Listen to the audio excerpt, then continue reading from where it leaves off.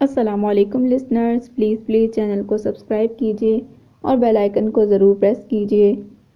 آج میں ریڈ کرنے جا رہی ہوں ناول اونچ نیچ کا پہاڑ کی قسط نمبر 7۔ چلیے شروع کرتے ہیں۔ زنیرہ پھپھو زین سے مل کر بہت خوش ہوئی تھیں۔ وہ ان کی سوچوں سے بڑھ کر سمارٹ اور سمجھدار تھا۔ زنیرہ پھپھو توقیر چاچو کو سراہ رہی تھیں کہ انہوں نے اپنی بھانجی کے لیے کیسا ہیرا لڑکا بتایا تھا۔ یہ رشتہ کرانے میں پیش توقیر چاچو ہی تھے۔ زنیرہ پھپھو نے نینا کے رشتے کی بات توقیر چاچو سے کی تھی تو انہوں نے لمحے سے بھی بیشتر زین کا نام لیا تھا، کیونکہ ان کی نگاہ میں زین سے بڑھ کر خالص اور بہترین لڑکا کوئی ہو ہی نہیں سکتا تھا۔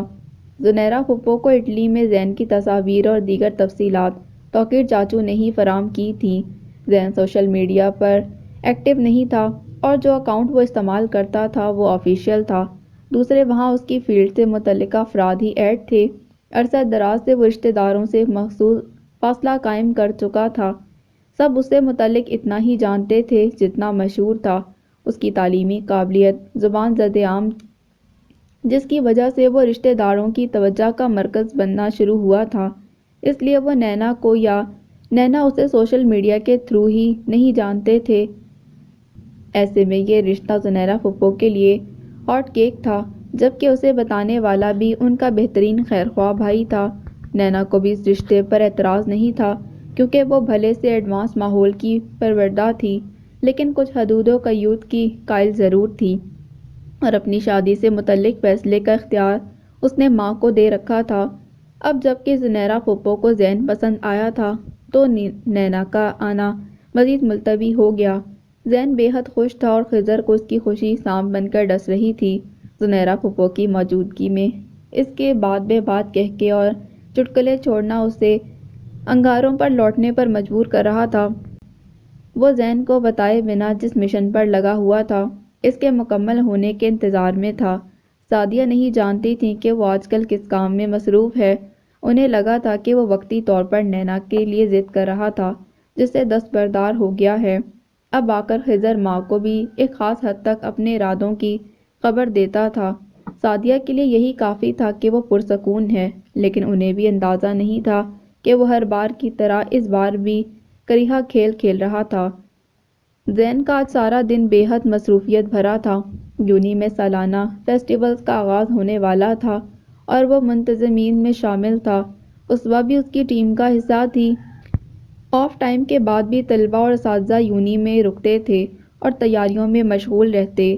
اسوہ گو کہ ابھی بھی اس سے براہ راست بات چیت سے گریز کر رہی تھی، لیکن ایک ہی جگہ کام کرتے بات کرنا پڑتی تھی۔ ایسے میں وہ بنا اس کی نظر سے نظر ملائے بات کرتی۔ زین کو ہنسی بھی آتی اور جھنجھلاہٹ بھی محسوس ہوتی، لیکن سب کے بیچ وہ اسے ٹوک نہیں سکتا تھا، اور کچھ وہ مزاجاً بھی محتاط تھا۔ فارغ ہوتے شام کے 4-5 بج گئے تھے۔ وہ جلدی آفس کیبن میں اپنا ضروری سامان رکھ کر پارکنگ تک آیا، اور گاڑی نکالتے ہوئے بھی اس کی نگاہیں اسوہ کی متلاشی تھیں۔ اندر وہ ہر جگہ اسے دیکھتا ہوا آیا تھا، لیکن وہ کہیں نہیں ملی۔ اسے معلوم تھا کہ اسوہ پبلک ٹرانسپورٹ پر آتی جاتی ہے، لیکن اس وقت جتنی دیر ہو چکی تھی اس کی بس یقیناً نکل چکی ہوتی۔ وہ اندر ہی اندر فکر مند سا گاڑی ڈرائیو کرتا یونی سے باہر نکل آیا۔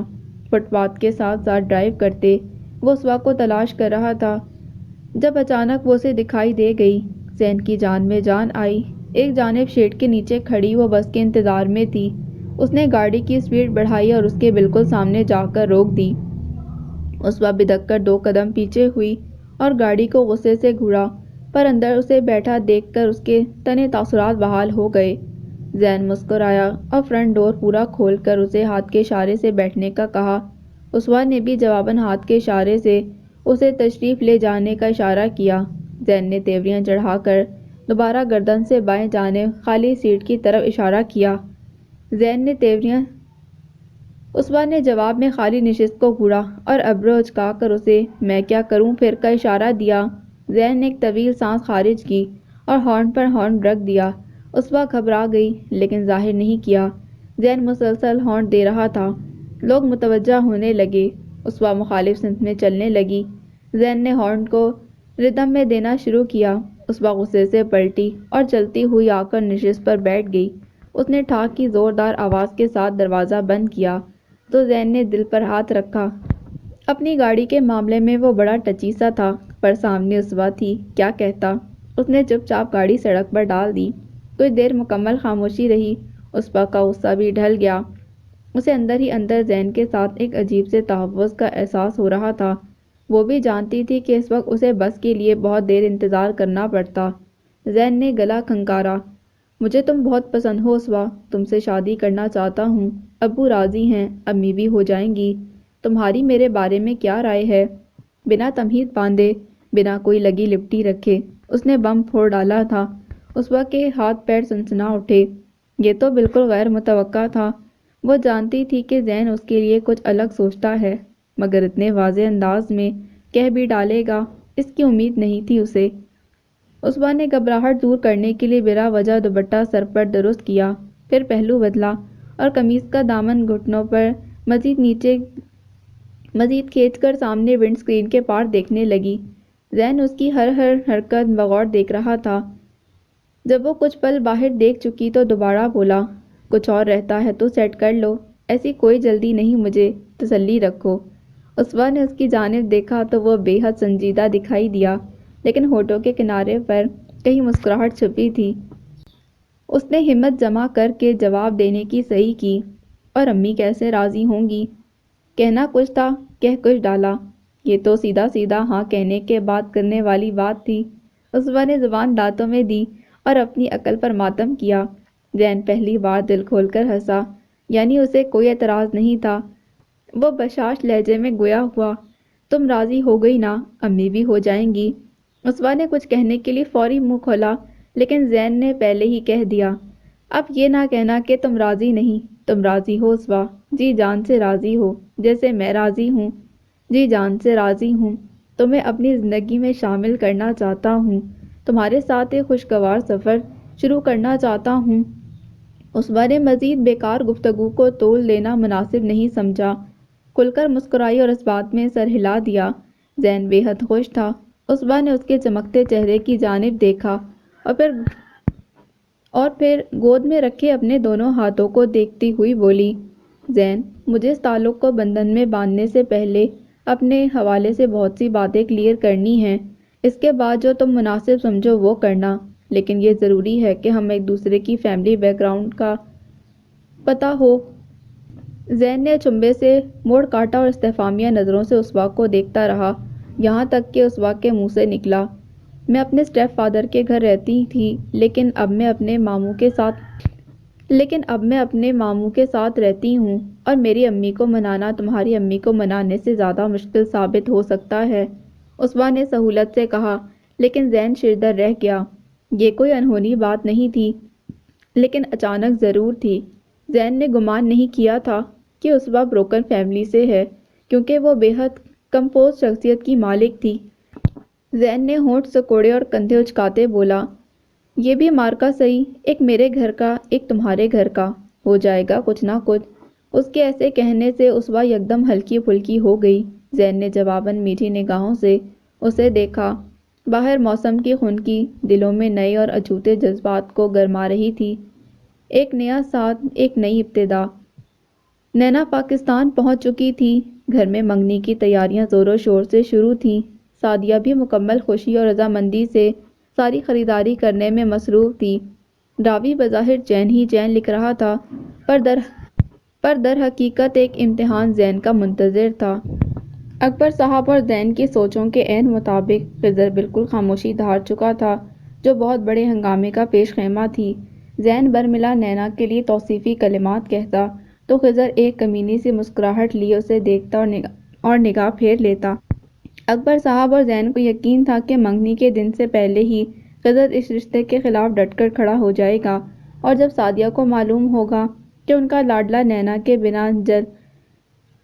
بنا جل بن مچھلی کی طرح تڑپ رہا ہے، تو وہ اکبر صاحب کے آگے پہلے تو ترلے منتیں ڈالیں گی، بصورت دیگر زین کو ایموشنل بلیک میل کیا جائے گا کہ کیا وہ بھائی کے لیے اتنی سی قربانی نہیں دے سکتا۔ یہی موقع ہوگا جب زین اپنی گردن چھڑا سکے گا۔ زنیرہ کو نینا اور خضر کے رشتے کے لیے قائل کرنا زیادہ مشکل نہ ہوتا، اور اگر خدا نخواستہ زنیرہ ناراض ہو کر خضر کے لیے انکار بھی کر دیتی تو کم از کم زین اس معاملے سے نکل چکا ہوگا۔ زین اور اکبر صاحب دونوں کا یہی خیال تھا کہ بس آج کل میں کسی بھی وقت خضر ہنگامہ کھڑا کر دے گا، لیکن ہر چیز انسان کی پلاننگ کے حساب سے ہوتی تو دقت کس شے کا نام ہوتا۔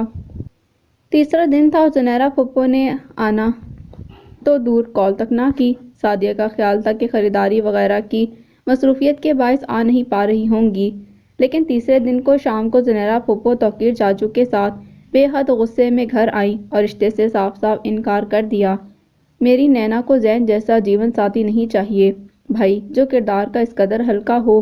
مجھے تو توقیر سے بھی گلہ ہے کہ اس نے زین کی اتنی تعریف کی تھی کہ میں نے چھان بین بھی نہ کی۔ اس قدر گری ہوئی اخلاقیات کا مالک ہے وہ، افسوس ہے مجھے۔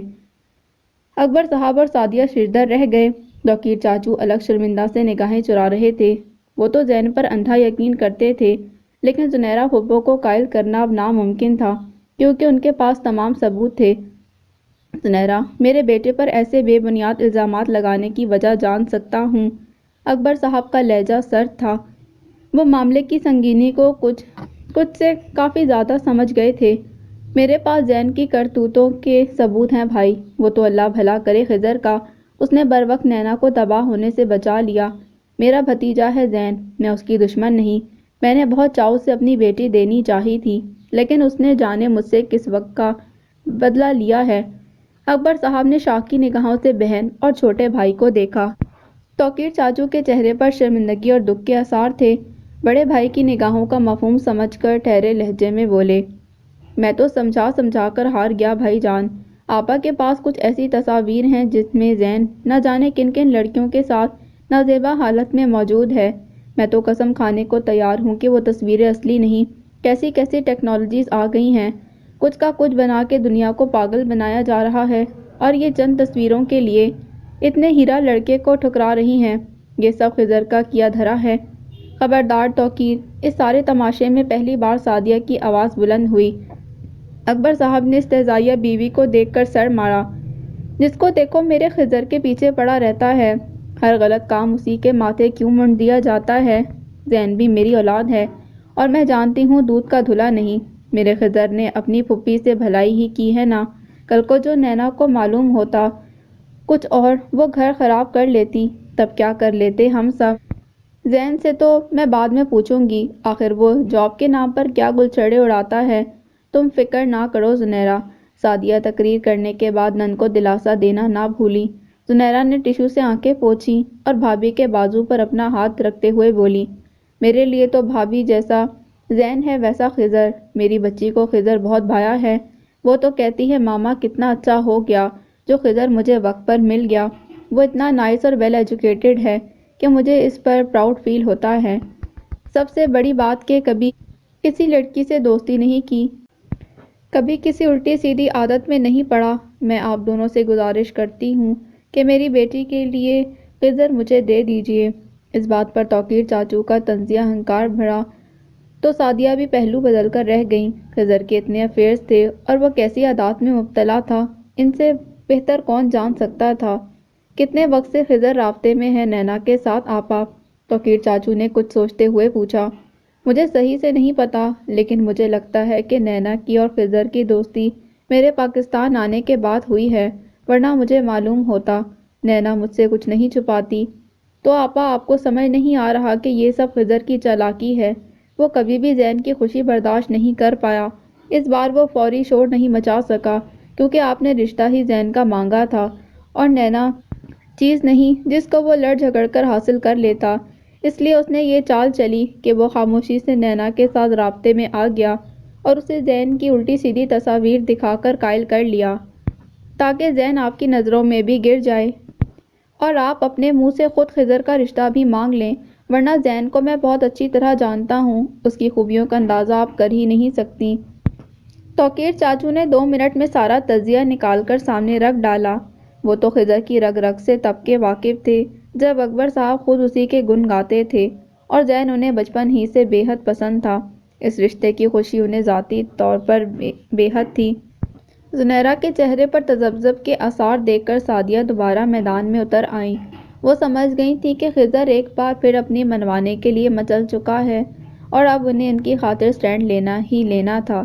میرے خضر میں کون سے کیڑے دیکھ لیے تم نے توقیر، لاکھوں میں ایک ہے، اور اب جو ہو گیا سو ہو گیا۔ بچے ہیں، اٹھ پٹانگ حرکتیں کرتے رہتے ہیں۔ بات یہ ہے کہ نینا اور خضر ایک دوسرے کو چاہتے ہیں، تو کیا آپ زبردستی نینا کو زین سے بیاہ دیں؟ کیوں 3 زندگیاں خراب کرنا چاہ رہے ہو؟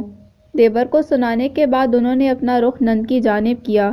میرا خضر بہت خوش رکھے گا نینا کو زنیرا، وہ بہت ذمہ دار اور سلجھا ہوا بچہ ہے۔ باقی جو تمہاری مرضی ہمیں قبول ہے، بس نینا سے مشورہ کر لینا ضرور۔ زنیرا کو للچانے کے بعد یہ بھی یاد دہانی کروا دی کہ بیٹی کی مرضی کو مد نظر رکھے۔ زنیرا نے چند پل لیے مزید سوچنے میں اور پھر ہاں کہہ دی۔ دونوں نند بھابھی ایک دوسرے کو مبارک دیتی گلے ملی۔ اکبر صاحب جو اب تک صدمادی سی کیفیت میں بیٹھے تھے، یکدم اٹھے اور وہاں سے نکلتے چلے گئے۔ توقیر چاچو نے تعصب سے بڑے بھائی کی پشت کو دیکھا، جبکہ سعدیہ نے تسلی دینے والے انداز میں نند کے دونوں ہاتھوں کو تھام کر تھپتھپایا۔ ان کی خوشی ان کے چہرے سے عیاں تھی۔ اکبر صاحب بے حد طیش کے عالم میں خضر کے کمرے میں داخل ہوئے۔ وہ کمرے میں نہیں تھا، واش روم سے پانی گرنے کی آوازیں آ رہی تھیں۔ وہ غصے سے آگے بڑھے اور ٹیبل پر رکھا اس کا سارا کمپیوٹر سسٹم ایک جھٹکے سے فرش پر دے مارا۔ دھماکے کی آواز سن کر وہ جلدی سے واش روم سے باہر نکل آیا۔ اپنے کمپیوٹر کی یہ حالت دیکھ کر وہ صدمے میں کھڑا رہ گیا۔ اکبر صاحب آگے بڑھے اور اس کی گردن کے گرد لپٹے تولیے سے اسے گھسیٹ کر فرش پر گرا دیا۔ خضر اس حملے کے لیے تیار نہیں تھا، اس لیے اس کا سر سیدھا فرش سے ٹکرایا۔ خون کی پتلی سی لکیر نمایاں ہوئی اور اس کے ایبرو سے ہوتی نیچے آنے لگی۔ اکبر صاحب نے اسی پر بس نہیں کیا بلکہ اسے سیدھا کیا اور اس کے چہرے پر لگاتار تھپڑوں کی بارش شروع کر دی۔ خضر بے بس سا ہوا حرکت کرنے تک سے قاصر ہوا جا رہا تھا۔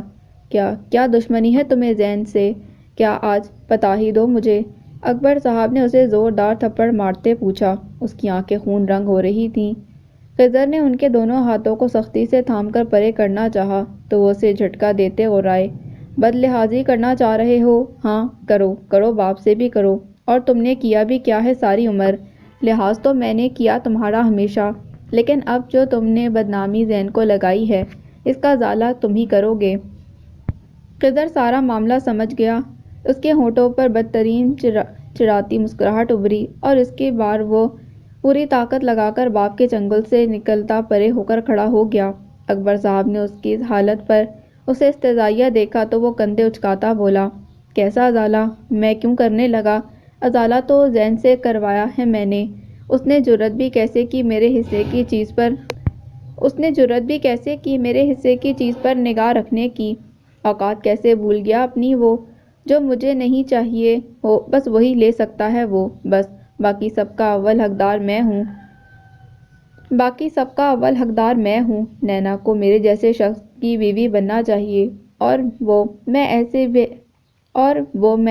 ایسے ویسے بھی بنا کے رہتا، لیکن زین کو اس کی اوقات یاد دلانے کے لیے مجھے یہ سب کرنا پڑا۔ وہ جو آپ اور آپ کے بھائی لوگوں نے زین کو سپر بنا کر خاندان میں پیش کر رکھا ہے نا، وہی بت توڑا ہے میں نے، اور اب ابو آپ سے جو بن پڑتا ہے وہ کریں، کیونکہ مجھ سے جو بن پڑا میں نے کر ڈالا۔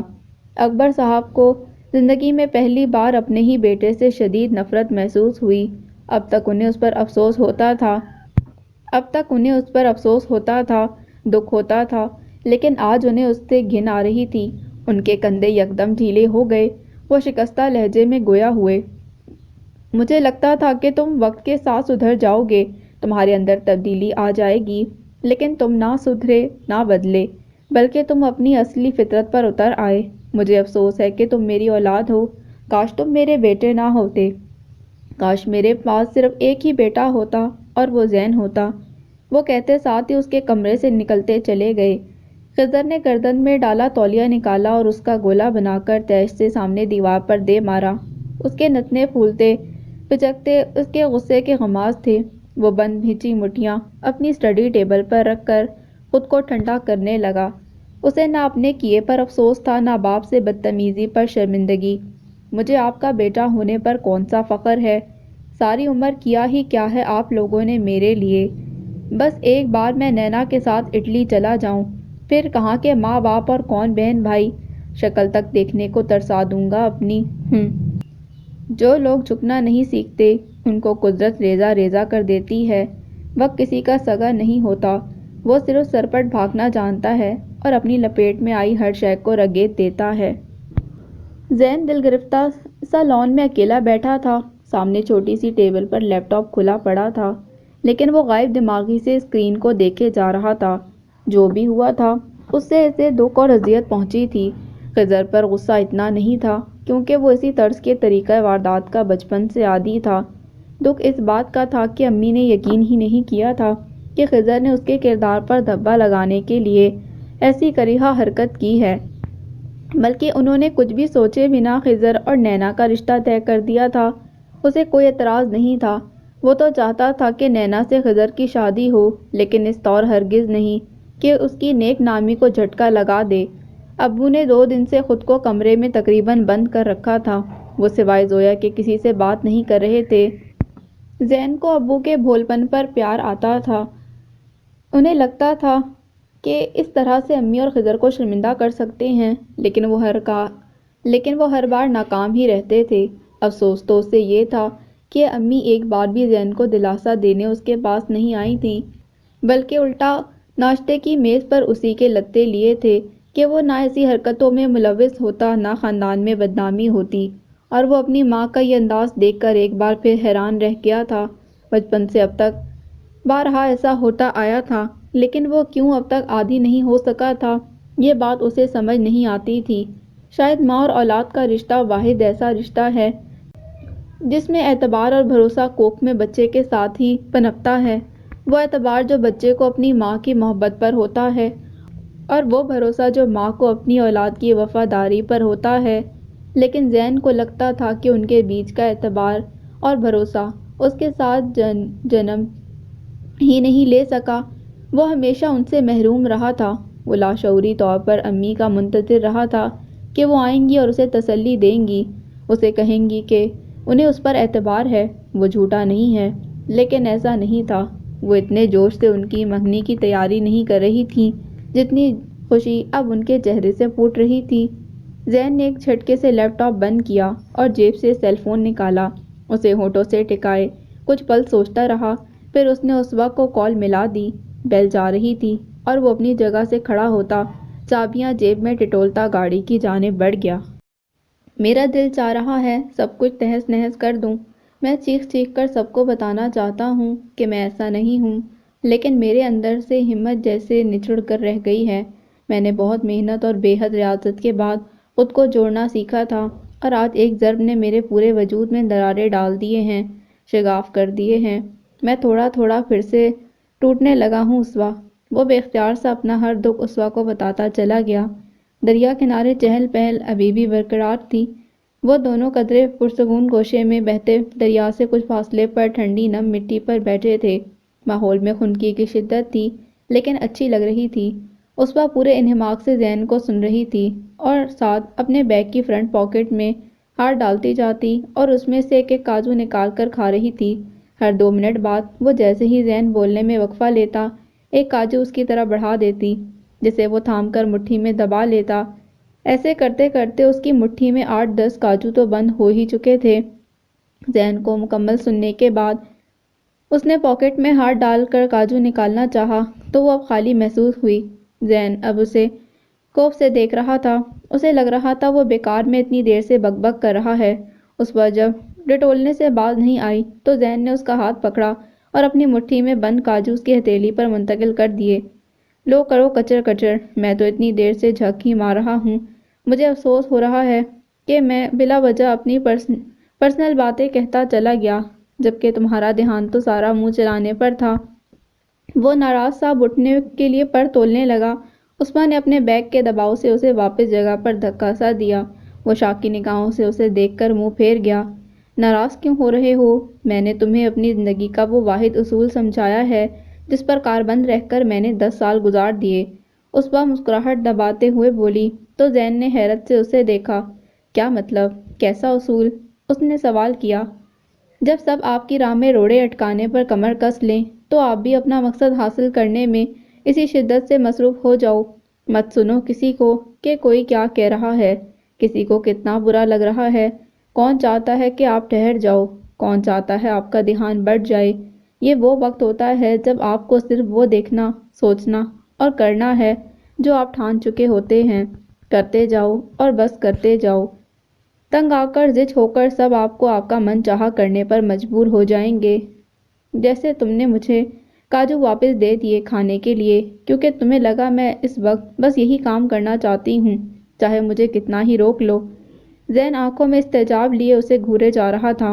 उसे लग रहा था जैसे उसवा मजाक कर रही है, लेकिन वो संजीदा थी। वो बात तो उससे कर रही थी, लेकिन लहजा कुछ खोया खोया भी लग रहा था। जैन ने नरमी से उसकी कोहनी को छूकर मुतवज्जा किया। उसवा, तुम ठीक तो हो ना? क्या डिस्टर्ब हो आज? किसी बात पर दुखी हो क्या? किसके अंदर दुख नहीं है जैन? कौन है ऐसा जो हरदम खुशियों के डोले झूलता है? हर कोई यहाँ अपने अपने हिस्से के दुख उठाए हुए है।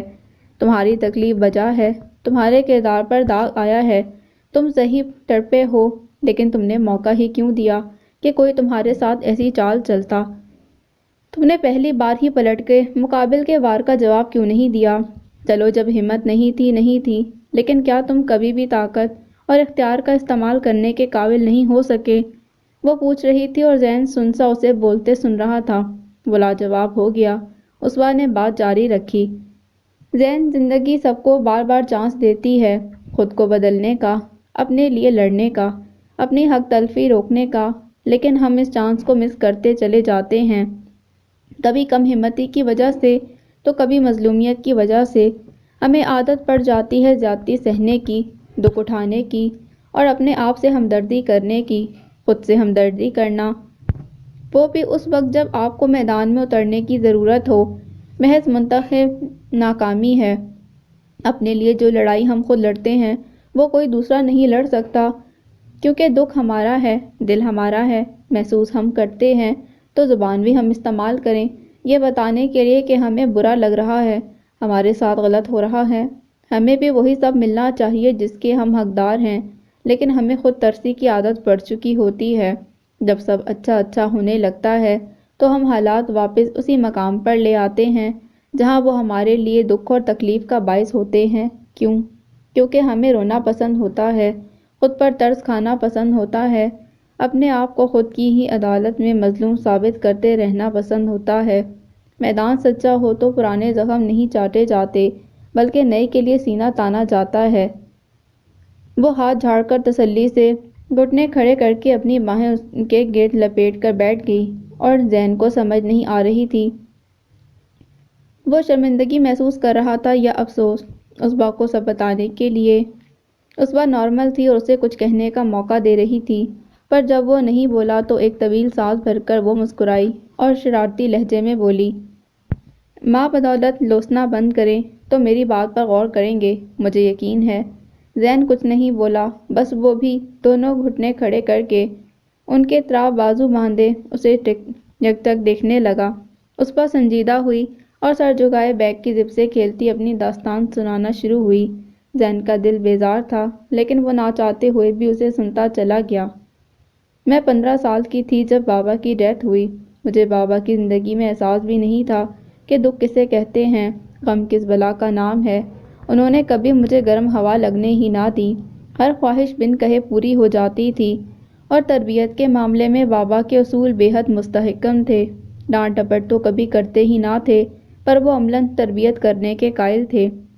जिस काम को सिखाना चाहते या समझाना चाहते, उसे अपनी आदत बनाते थे, और मैं खुद उनको कॉपी कर लिया करती।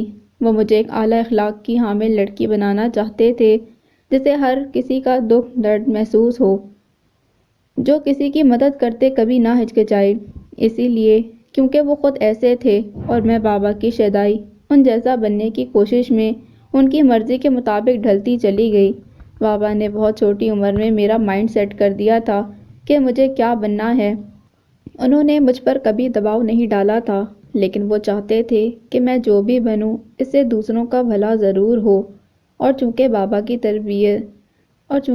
को तरबियत करना सिखाना अच्छा लगता था, इसलिए मैंने बहुत कम उम्री में ठान लिया कि मैं उस्ताद बनूंगी, बाबा जैसा। پھر میرے بابا چلے گئے۔ وہ اچھے بھلے تھے اور اچانک ہی ان کا پیارا سا دل دھڑکنا بند ہو گیا۔ مجھے اتنا بڑا جھٹکا دوبارہ زندگی میں کبھی نہیں لگا جو ان کی موت سے لگا۔ بابا کے مرنے کے بعد میں یکدم بے سر و سامان ہو گئی۔ مجھے بالکل ایسا محسوس ہوا تھا جیسے ایک شخص اپنی کل جمع پونجی کسی محفوظ جگہ دبا کر جائے اور جب واپس آئے تو وہاں عمارت تعمیر ہو چکی ہو، اتنی بلند جو ماپی بھی نہ جا سکے، اتنی مضبوط جو ڈھائی نہ جا سکے۔ میرا حال بھی ویسا ہی تھا۔ میری ساری جمع پونجی بابا تھے جنہیں میں اسکول جاتے ہنستا بولتا چھوڑ کر گئی تھی، اور جب واپس آئی تو وہ لاش کی صورت گھر کے صحن میں پڑے تھے۔ کتنی باتیں، کتنے مسئلے مجھے باری باری یاد آنے لگے کہ ابھی تو میں نے بابا سے یہ پوچھنا تھا، ابھی تو فلاں چیز کے بارے میں آپ نے کچھ بتایا ہی نہیں، ابھی تو مجھے چلنا آیا ہے، اڑنا آیا ہی نہیں، اور بابا دفنا دیے گئے۔ امی بے حد گھریلو عورت تھیں جن سے بابا کو محبت تھی، وہ مجھے لیے نانا کے گھر چلی گئیں۔ ددیال میں میری صرف پھپھو تھیں جو ملک سے باہر تھیں۔ بابا کی وفات پر ان کی کال آئی تھی بس، اس کے بعد انہوں نے رابطہ نہیں کیا۔ ننیال میں 3 ماموں تھے اور ان کے بیوی بچے، گھر کم جنجال پورا زیادہ لگتا تھا۔ میں اکلوتی تھی اس لیے گھبرا گئی، لیکن امی کے پاس اور کوئی چارہ نہیں تھا۔ گھر ہمارا اپنا تھا جسے کرائے پر اٹھا دیا گیا تاکہ امی اور میں زیادہ بوجھ نہ بنیں۔ وہ دن بہت تکلیف بھرے تھے۔ میں سارا دن بولائی بولائی پھرتی۔ بابا مجھے طنزیہ لہجوں میں گفتگو کرنا، اونچی آواز میں بولنا کبھی نہیں سکھایا تھا، اس لیے جب یہاں سب کو اس ڈھب میں بات کرتا دیکھتی تو مجھے لگتا پاگل خانے میں آ گئی ہوں۔ بابا کی زندگی میں بھی ننیال بہت کم آتی تھی کیونکہ بابا کو پسند نہیں تھا اور امی نے بھی کبھی اعتراض نہیں کیا تھا۔ وہ بابا کی ہر بات مانا کرتی تھیں کیونکہ بابا نے انہیں ہمیشہ عزت، محبت اور مان دیا تھا۔ آتے جاتے کبھی کوئی ممانی مجھ پر طنز کا تیر چلا دیتی، کبھی ان کی کوئی اولاد۔ جب تک ان کی بات کا مطلب مجھے سمجھ آتا تب تک وہ سامنے سے ہٹ بھی چکے ہوتے۔ میں اسکول جانے لگی تو کچھ سکون آیا، پڑھائی میں میرا دل لگتا تھا، اور وہ بھی بابا کی وجہ سے۔ انہوں نے کتابوں اور لوگوں سے میری محبت کو محمیز کیا تھا۔ کتاب میری بہترین سنگی ساتھی رہی تھی۔ کچھ ہی وقت گزرا تھا کہ مجھے گھر میں چہمگوئیاں سنائی دینے لگیں۔ میری ممانی کے بھائی تازہ تازہ بیوی دفنا کر ہٹے تھے، انہیں امی دکھائی دیں اور انہوں نے رشتہ دے دیا۔ امی کو بے حد برا لگا لیکن خاموش رہنے کے علاوہ کچھ نہیں کر سکتی تھی۔ ممانی کا گھر اور میرے ماموں پر ہولڈ تھا، انہوں نے امی پر دباؤ ڈالنا شروع کر دیا۔ امی نے مجھے لے کر واپس ابو کے گھر آنے کا فیصلہ کیا، لیکن ماموں نے بتایا کہ کرایہ داروں کے ساتھ 2 سال کا ایگریمنٹ ہے اور اگر اس سے پہلے انہیں فارغ کیا گیا تو ایڈوانس دگنا واپس کرنا پڑے گا۔ امی کے پاس ذرائع نہیں تھے کہ اس بات کی تصدیق کروا سکیں۔ وہ چپ ہو کر بیٹھ رہیں۔ ممانیوں نے امی کے گرد گھیرا تنگ کرنا شروع کیا۔ وہ مجھے لیے سارا دن کمرے میں بند رہتی، لیکن کب تک؟ حالات جب بس سے باہر ہونے لگے تو ممانی نے آخری پینترا کھیلا اور میکے چلی گئیں۔ ماموں اور ان کے بچے شاکی نگاہوں سے امی اور مجھے دیکھتے رہتے، آتے جاتے ہو کے بھرے جاتے اور تنزیہ ہنکارے سنائی دیتے۔ ممانی کو گئے 1 ماہ سے اوپر ہو چلا تھا کہ ان کا چھوٹا 10 سالہ بیٹا سیڑھیوں سے گرا اور بازو توڑوا بیٹھا۔ ممانی نے کلیجہ ایسا پتھر کیا کہ بار بار فون کرنے پر بھی نہ آئیں۔ امی شرمندگی سے گڑی جاتی تھیں۔ بھتیجا تکلیف کی شدت سے بے حال ماں کو پکارتا اور امی یہ سب نہیں دیکھ پا رہی تھیں۔ 24 گھنٹے بھی نہ گزرے تھے کہ امی ہار گئیں۔ انہوں نے فون کر کے ممانی کو ان کے بھائی کے رشتے کے لیے ہاں کر دی اور انہیں واپس بلا لیا۔ گھر بھر میں سکون کی لہر دوڑ گئی۔ ایک میں تھی جس کے پیروں تلے ایک بار پھر سے زمین کھسک گئی تھی۔ ایسا لگتا تھا جیسے ماں پرائی ہو گئی۔ مجھے چپ لگ گئی۔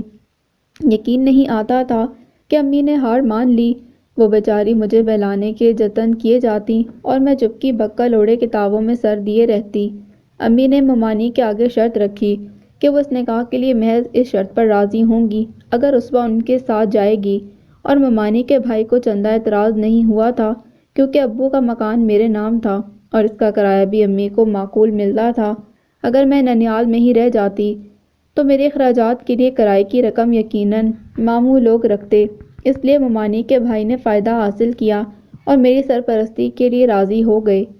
امی کا نکاح سادگی سے ہو گیا اور وہ چلی گئیں۔ 1 ہفتے بعد مجھے بھی وہ آ کر لے گئیں، وہ 1 ہفتہ جو ماں کے بنا میں نے کاٹا۔ اس نے مجھے اپنی عمر سے 10 سال آگے کا تجربہ دے ڈالا۔ مجھے لوگوں کے رویے، ان کے تاثرات سے سمجھ آنے لگے۔ وہ بات بات میں کرتے اور پہلے اندازہ کر لیتی کہ ان کے دماغ میں کیا چل رہا ہے۔ امی کے نئے گھر میں میرا ویلکم کچھ خاص نہیں تھا، بلکہ بالکل بھی خاص نہیں تھا۔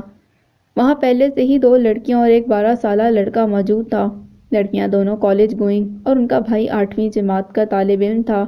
ان بہنوں کو مزید کسی بہن کی ضرورت نہیں تھی اور ان کا بھائی بھی سیر تھا۔ یوں ہم سب میں اجنبیت برقرار رہی۔ امی کو اب چونکہ وہیں رہنا تھا، اس لیے وہ بھی ان بچوں کو راضی رکھنے کے لیے دن رات ان کے آگے پیچھے گھومنا شروع ہو گئیں۔ میں امی کی ترجیحات میں کافی پیچھے چلی گئی اور شاید یہ ان کی مجبوری بھی تھی۔ پہلے دن ہی مجھے امی میرے سامان سمیت اوپر گیلری میں لے گئیں۔ اسوا میری جان، یہ تمہارا وقتی بیڈ روم ہے۔ نیچے جتنے بھی کمرے ہیں سبھی مصروف ہیں۔ میں نے تمہارے انکل، میرے انکل، ابو نہیں، میں جو امی کی بات سکون سے دونوں بازو سینے پر باندھے سن رہی تھی، اس بات پر چٹک کر بولی اور دوبارہ چپ ہو کر ان کے بولنے کا انتظار کرتی رہی۔ امی محتاط لہجے میں گویا ہوئیں، میں نے تمہارے انکل کو کہا تھا کہ تم ڈرائنگ روم میں سو جاؤ گی، لیکن وہ کہنے لگے کہ وہاں ان کے دوستوں کا آنا جانا رہتا ہے اور ویسے بھی اسوا کو 2-3 ماہ کے لیے گیلری میں سونا پڑے گا، پھر ایک نیا روم بنوا دوں گا، اس لیے چندہ بس کچھ عرصہ گزار لو، پھر کمرے کا بندوبست ہو جائے گا۔ امی مجھے پچکارتی اور بال سہلاتی نیچے چلی گئیں۔ میں اس تمام وقت میں ان سے اتنا بھی نہ کہہ سکی کہ نیچے ایک ایکسٹرا کمرہ ہے جس کو بچوں کی اسٹڈی بنا رکھا ہے، میں وہاں بھی رہ سکتی ہوں۔ مجھے یوں اکیلے اوپر نہ سلائیں امی، میں کبھی آپ سے الگ نہیں سوئی، مجھے ڈر لگے گا۔ میں تو رات میں واش روم جاتی تھی تو امی کو اٹھا دیتی تھی تاکہ مجھے تسلی رہے کہ وہ جاگ رہی ہیں، اور اب وہ مجھے خود ہی سارے گھر سے کاٹ کر الگ تھلگ چھوڑ کر نیچے جا چکی تھیں۔ بابا کی یاد بڑی شدت سے مجھ سے گلے آ ملی۔ یہ تکلیف سے آنسو نکل پڑے۔ میں نے انہیں بمشکل پرے دھکیل کر خود گیلری یعنی اپنے بیڈ روم کا جائزہ لینا شروع کیا۔ 5.5 فٹ کی چھت کو میں نے آرام سے ہاتھ سے چھو کر ٹٹولا تو سیمنٹ بھربھرا کر میرے چہرے اور سر پر پڑا۔ میں نے آنکھیں میچ کر اپنے دوپٹے کے پلو سے منہ صاف کیا اور آنکھیں بھی رگڑ ڈالی کیونکہ ان میں پانی بھرتا جا رہا تھا۔ وہاں ایک چرپائی رکھی تھی، اس کے بھی ایک کونے پر چند بستر اور کیس وغیرہ دھرے ہوئے تھے جن پر مٹی کی تہہ دکھائی دیتی تھی۔ ایک طرف پیڈسٹل فین رکھا تھا جو رنگ آلود تھا اور جالوں سے اٹا تھا، باقی تمام گیلری کاٹ کباڑ سے اور پیٹیوں سے بھری ہوئی تھی۔ میں نے ایک تفصیلی جائزہ لے کر اندازہ لگایا کہ مجھے یقیناً اسی چرپائی پر سونا پڑے گا جو وہاں بچھی تھی، کیونکہ اس کے علاوہ وہاں بیٹھنے تک کے لیے کچھ نہیں تھا۔ میں حیران نہیں تھی، لیکن صدماتی کیفیت میں ضرور تھی، کیونکہ امی سے مجھے یہ امید نہیں تھی کہ وہ میرے لیے ایک صاف بستر تک کا بندوبست کریں گی، جبکہ اب رات کا وقت تھا۔ وہ مجھے سونے کے لیے ہی اوپر لائی تھیں۔ سردی کا موسم تھا اور میرے پاس اوڑھنے کے لیے لحاف بھی نہیں تھا۔ گیلری کا دروازہ جو چھت کو کھلتا تھا وہ لوہے کا تھا جو مزید ٹھنڈ کا باعث بن رہا تھا۔ مجھے خیال آیا کہ گرمیوں میں یہ تپ کر کیا کمال دکھائے گا۔ میں نے کلائی میں بندھی گھڑی پر وقت دیکھا، ابھی رات کے 9 بجنے میں 10 منٹ باقی تھے۔ میں سیڑھیوں کی جانب بڑھی، سوچا جا کر امی سے کہوں کہ مجھے نیچے کسی کونے میں بستر ڈال دیں، میں اکیلی اس طرح سو سکوں گی۔ ابھی قدم پہلی سیڑھی پر نہیں دھرا تھا کہ اونچا اونچا ہنسنے بولنے کی آوازوں نے مجھے روک دیا۔ نیچے کھانا کھایا جا رہا تھا اور امی سب کو محبت سے پیٹ بھر کر کھانے کو کہہ رہی تھیں۔ امی کا اصرار اور ان کی دوسری اولادوں کی نخریلی آوازیں مجھے صاف سنائی دے رہی تھیں، حالانکہ مجھے امی 1 گھنٹہ پہلے ہی کچن میں کھانا کھلا چکی تھیں، یہ کہہ کر کہ آج کسی کو بھوک نہیں، اس لیے شاید کوئی اور نہ کھائے۔ میرے پیر جہاں تھے وہیں جم گئے، حلق روند کر چڑھنے کے قریب ہو گیا۔ ایسا لگتا تھا کہ اس گھر کی ملازمہ ہوں جسے گھر والے ساتھ نہیں بٹھاتے، بلکہ وہ کسی کونے خدرے میں بیٹھی سب کے کھانا کھا لینے کا انتظار کرتی زمین کریدتی رہتی ہے۔ میں واپس آ کر چرپائی کے کونے پر ٹک گئی اور کب سے رکے آنسو ایک تواتر سے بہنے لگے۔ بابا کو یاد کر کے جی بھر کر روئی۔ ایک دفعہ دل میں خیال آیا کہ واپس ماموں کے پاس چلی جاؤں، کم از کم ڈھنگ کا بستر تو مل ہی جاتا، یا پھر اپنے بابا کے گھر، اور میرے چھوٹے سے ذہن نے فیصلہ کر لیا کہ خود مختار طور پر اپنے بابا کے مکان میں اکیلی رہوں گی۔ یہ سوچ کر میں قدرے مطمئن ہو گئی اور محض رات گزارنے کے لیے میں نے چرپائی کے کونے سے ایک رضائی نکالی اور اسے جھاڑ کر اوپر لینے کے قابل کر لیا۔ سر کے نیچے 2 کھیس گول مول کر کے دبا لیے۔ نیند آنے تک مجھے اپنی ماں کے کھو جانے کا غم آنسوؤں کی صورت میری آنکھوں میں لکورے لیتا رہا۔ ایک طویل اور سیاہ رات گزارنے کے بعد میں پرعزم تھی کہ آج یہ کر لوں گی، وہ کر لوں گی، بابا کا مکان خالی کروا لوں گی اور وہاں اکیلی رہ کر پڑھائی کروں گی۔ صبح اٹھ کر میں نے چھت پر بنے کھرے سے منہ ہاتھ دھویا اور بہت سے خواب اور شکایتیں لیے نیچے اتری تو کچن میں امی اور ان کی تینوں نئی اولادیں موجود تھیں۔ امی پراٹھے بنا بنا کر میز پر ان کے آگے رکھ رہی تھیں۔ مجھے دیکھ کر ان تینوں کے منہ بن گئے اور امی مجھے دیکھ کر بوکھلا گئیں۔ میں بنا پرواہ کیے سیدھا فریج کی جانب گئی اور بریڈ جیم نکال کر کاؤنٹر پر رکھا۔ 2 سلائس نکالے اور اس پر چھری سے جیم لگانے لگی۔ وہ تینوں میری جرأت پر حیران جبکہ امی پشیمان سی تھیں۔ بات جب بگڑنے کے قریب پہنچنے لگی تو امی نے مجھے کونی سے تھاما اور کچن سے نکال کر اندر کمرے میں لے آئیں۔ کیا بدتمیزی ہے عصبہ، کیوں تماشا بنانے اتری ہو؟ تماشا نہیں، ناشتہ بنا رہی تھی امی۔ کیا وہ بھی کرنے کا حق نہیں مجھے؟ ویسے بھی فکر نہ کریں جا رہی ہوں یہاں سے میں۔ شام تک ساری ضروری چیزیں لے کر نکل جاؤں گی آپ کی زندگی سے۔ امی نے حد تک میری بات سنی اور پریشانی سے پوچھا، کہاں، کدھر نکل جاؤ گی؟ کیا مطلب ہے عصبہ، پاگل ہو کیا؟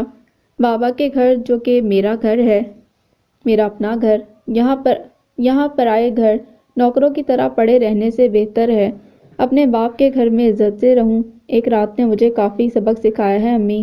امی نے ساری بات سمجھتے ایک ہوکا بھرا اور بولی، عصبہ میری جان، ناراض ہو گئی ہو، مجھے معاف کر دو، میری مجبوری کو سمجھو عصبہ، بس 2-3 دن کی بات ہے، میں اوپر گیلری کو شاندار سا سیٹ کر دوں گی، تم فکر نہ کرو، تمہاری مرضی اور ضرورت کے مطابق۔ کیوں، میرا کمرہ جو بننا تھا وہ کہاں گیا؟ میں نے ان کی بات کاٹ کر تلخی سے یاد دہانی کروائی تو نگاہیں جھکا گئیں۔ بن جائے گا، لیکن کچھ وقت لگے گا عصبہ، تم ضد بازی سے میرا گھر خراب نہ کرو، واپسی کا کوئی راستہ نہیں عصبہ۔ کیوں نہیں ہے؟ میرے پاس تو ہے، میں بابا کے گھر رہوں گی جو میرا گھر ہے۔ نہیں جا سکتی تم وہاں، امی نے نظریں جھکا لیں۔ تمہارے انکل تمہیں اسی شرط پر رکھنے کے لیے راضی ہوئے تھے کہ مکان کا کرایہ ان کو ملے گا اور وہ سال کا کرایہ ایڈوانس لے چکے ہیں، کرایہ دار ایسے ہی تو خالی نہیں کر دیں گے نا گھر۔ اور میں صدمے کی کیفیت میں امی کو دیکھتی رہ گئی۔ میں انہیں کہنا چاہتی تھی کہ مکان میرا، کرائے پر حق میرا اور لیں گے آپ کے شوہر، پھر بھی میرے رہنے کے لیے ایک چھوٹا سا کمرہ نہیں، لیکن میری زبان ساتھ چھوڑ گئی۔ میں گنگ سی کھڑی رہ گئی۔ امی میرے جواب کے انتظار میں بیزار سی میری شکل دیکھتی رہیں، پھر سر مارتی وہاں سے واپس کچن میں چلی گئیں۔ میں بمشکل خود کو گھسیٹتی اوپر گیلری تک واپس آئی۔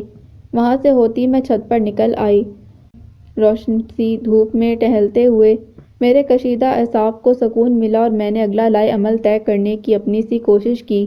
جہاں تک ایک 15 سالہ بچی کی عقل کام کر سکتی تھی، وہاں تک میں نے سوچنا شروع کیا۔ بابا ہوتے تو مجھے کیا مشورہ دیتے؟ وہ مجھے کبھی بھی کمزور پڑنے نہ دیتے، اور میں نے سوچ لیا مجھے کیا کرنا ہے، مجھے مضبوط رہنا تھا۔ میں بابا جیسی تھی اور بابا کو ہار کر اپنی منزل ترک کر دینے والے لوگ پسند نہیں تھے۔ مجھے بھی نہیں ہارنا تھا، میرا سفر تو ابھی شروع ہوا تھا۔ یہ اور بات کے ابتدا میں ہی میری راہ میں روڑے آ گئے تھے۔